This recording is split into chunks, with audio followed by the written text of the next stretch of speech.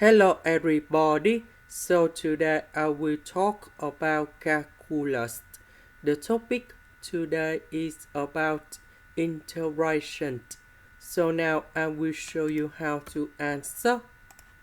We need to use about integration by substitution. So I will put about u equals to this one.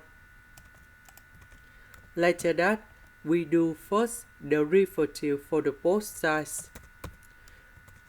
First derivative of s to the power of 3, we have 3s squared. First derivative of 5s, we have number 5.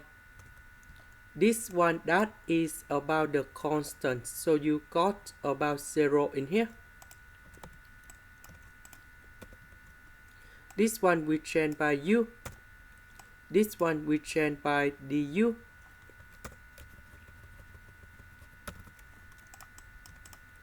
So I will put into u to the power of negative number 4 du. The integration of this one, we have u to the power of negative number 4 plus 1 over negative number 4 plus 1. And I will put about c. This one we have negative number 3. This one we have negative number 3.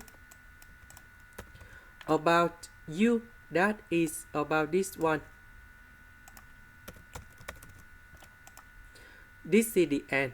Thank you for watching.